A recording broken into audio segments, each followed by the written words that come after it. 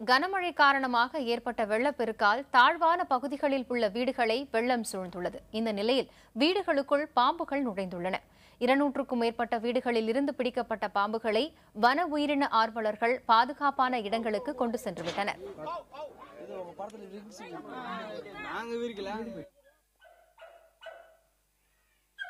நாங்கள் இதுமாரி சுத்தம் பத்தம் இல்லாமல் பக்கத்தில் அங்கேயும் எங்கேயும் ஒரு கல்லுங்கட்டிமா கிடக்கவே நாங்கள் பசங்க வச்சுன்னு இருக்கவே இதுமாரி வந்து பார்த்தோம். நாயெல்லாம் 3 இதுமாரி குழச்சிங்காந்துன்ட்டு எகிரி எகிரி குச்சிதுன்ட்டு பார்த்தோம் என்ன இதுன்ட்டு.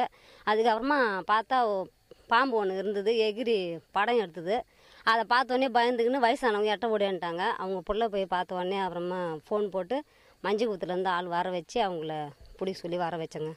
பூமியில் இருக்கிற வலைகள்லாம் அடைஞ்சு போய் தண்ணி ஓவர் ஆனதுனால அது பாடி டெம்பரேச்சர் வந்து லோ ஆகி போகுது. அதனால் அது வந்து தன்னுடைய உயரமான இடம், ட்ரை பிளேஸு, வீடுங்கள் அந்த மாதிரி தண்ணி புகாத இடங்களா பார்த்து அது போய் தங்கும்.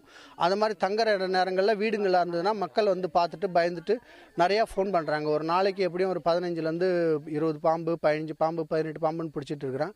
இப்போ பார்த்திங்கன்னா இந்த சமீப காலங்களில் ஒரு வாரம் 15 நாளுக்குள்ளே ஒரு 180லேருந்து 200 பாம்பு கிட்ட வரைக்கும் இப்போ பிடிச்சிருக்கேன், ஒரு 15-20 நாளுக்குள்ளே.